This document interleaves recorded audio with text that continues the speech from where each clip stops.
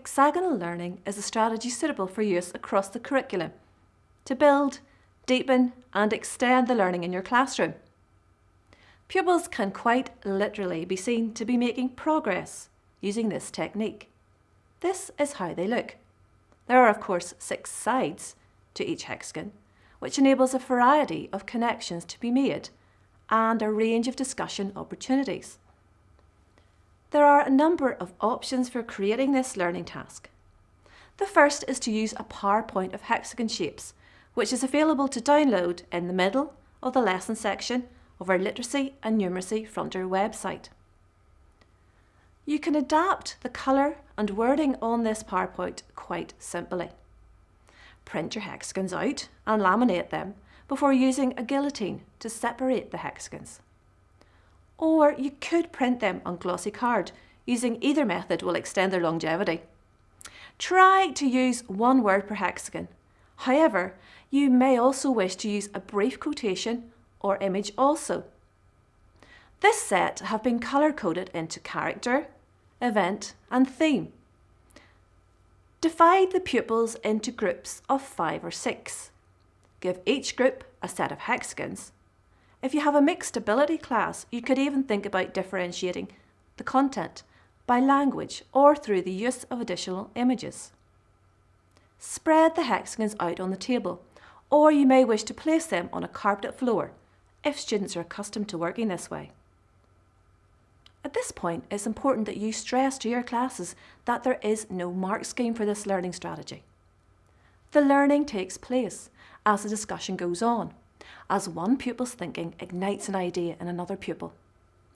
All pupils in the groups must contribute through the discussion of their reasons for placing the hexagons together. Less able pupils will make simple connections between the ideas in the poem, text, film or news item that your task is based upon. This will also be enabling for those pupils as the hexagons create a clear structure for discussion. More able pupils will explain their connections in detail, which will demonstrate how they use their thinking to make connections between your chosen themes and characters. Others in the group will clearly benefit from this insight. More able pupils will be free to make wide-ranging and complex connections. At the end of the task, the groups will report back on why and how they made the connections. At this point, you may like to take a picture on an iPad or mobile phone for the purposes of projecting each group's hexagonal learning onto the whiteboard. Or you could just send a member of the group to another group to point out the similarities and differences in their outcomes, and to then report back to their original group.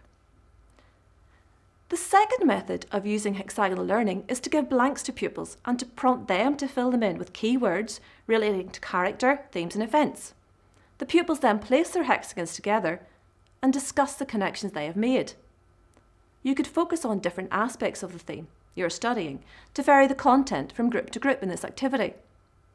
There are also hexagon-shaped sticky notes, and details of where these can be purchased are also to be found on our Literacy and Numeracy Frontier website.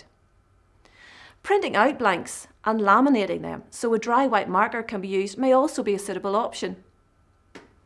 Magnetic hexagons could also be employed as they can be used with dry white markers.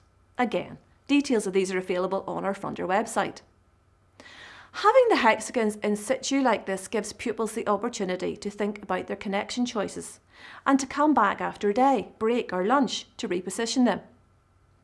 In conclusion, hexagonal learning enables teachers to create learning opportunities for pupils of all abilities.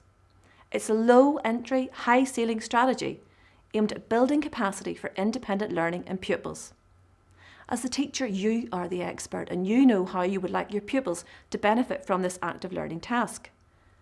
Hexagonal learning ensures you can direct and steer your pupils in this independent learning strategy.